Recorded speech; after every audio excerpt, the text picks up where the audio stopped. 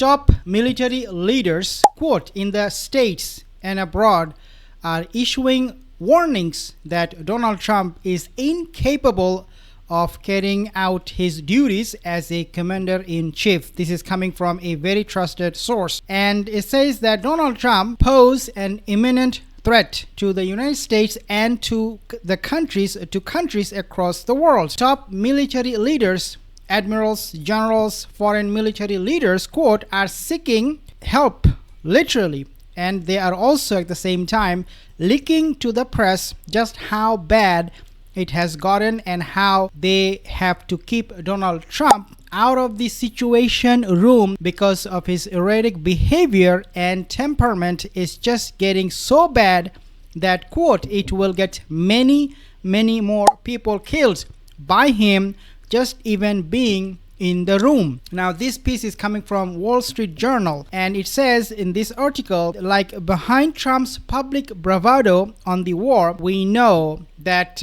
in front of camera, Donald Trump is the tough guy, but behind closed doors, he's absolute a taco. He grapples, quote, according to this source, he grapples with his own fears, talks about how he is running around the White House screaming and yelling and cursing, panicking, behaving like a lunatic, talking about how he's afraid he's going to lose. And then the next minute he is acting all tough, just really odd behavior. What is going on, guys? I will share with you more in details, but before I do that, now subscribe to my channel, consider subscribing, hit the like, also leave a comment. It really helps with the YouTube censorship and their algorithm. We know, of course, that Donald Trump has fired the top military leaders, top generals, fired the top general in the United States Army, General Randy George, the chief of staff of the Army. And when our top military leaders were forced to testify before the House of Representatives at the end of last week, and they were asked questions about these terminations, they were basically like, look, we don't have any answers. You'll have to ask Pete Hegseth. We're not sure why he did it. Well, the problem with that is Pete Hegseth is nowhere to be seen these days. Do you see him anymore like you used to before with all the rhetorics? We are winning and then reading passage from the Bible, quoting it, and then I'm going to be inspiring the entire army to fight for America, for me, for my boss Donald Trump. But these days we don't see him, and we have also learned that he fired a lot of these army generals. So the one who is still there, they're saying that Donald Trump cannot be trusted. He is a security risk and he's compromised. That, by the way, the fact that you had the Army Chief of Staff, Randy George, fired, that added to the fact that there were several other top officers, dozens over the past 12 to 18 months or 16 months or so. But you had the chairman of the Joint Chiefs, General C.Q. Brown Jr. He recently spoke out against the Trump regime in Harvard. I showed you that interview that he gave in Harvard. You had Admiral Risa Franchetti, the Chief of Naval Operations, who was the first woman in the role. You had General James Slife, the Vice Chief of Staff of the Air Force. You had the top JAG lawyers who were fired. It's basically been the list is on and on and on. How many people he fired, how many people quit, how many people are absolutely disgruntled. The list is big. And if you take a look at some other people who are not in the military, for example, Jeffrey Sachs will be a good example. Professor Jeffrey Sachs. We have Professor Meir Shamer. We have military analysts like ex-military, who is Colonel Douglas McGregor. Then we have Scott Ritter. I mean, you go, and then we have Larry Wilkerson. So many of these experts on YouTube who have a lot of experience about military affairs, who have studied history. You will never find, I mean, hardly really, other than Fox News, you will hardly find anybody supporting what Donald Trump is doing. All these analysts, all of these experts.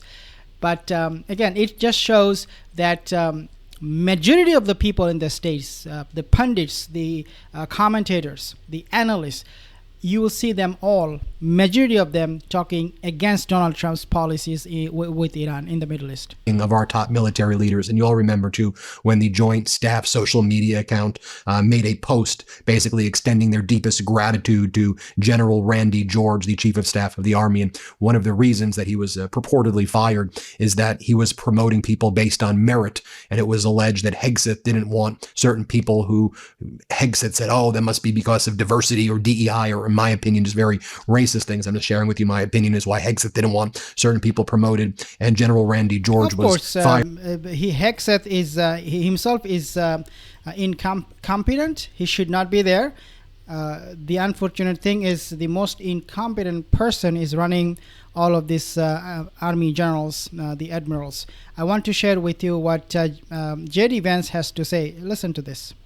What did you advise the president initially as he considered his actions in Iran, and what are you urging him to do now, especially with Americans seeing higher prices at the pump and some of the fallout from that across the economy? Do you express any concerns like those you've expressed in the past on the possibility of these extended wars? Well, Bill, I appreciate the question. I know you guys have to ask it, but imagine the situation. We're in the Situation Room where you can't even take your iPod in there, or your AirPods, I guess what they're called. You can't take your iPhone in there. You can't take anything in there because it is the most classified space anywhere in the world. And I sit there with Pete Hegseth and General Kane and Marco Rubio and the entire White House team, and the president and I and the entire senior team are talking about the options and about what we need to do and about how we must best protect the American people. I hate to disappoint you, but I'm not going to show up here and in front of God and everybody else tell you exactly what I said in that classified room, partially because I don't want to go to prison, and partially because I think it's important for the President of the United States to be able to talk to his advisors without those advisors running their mouth to the American media.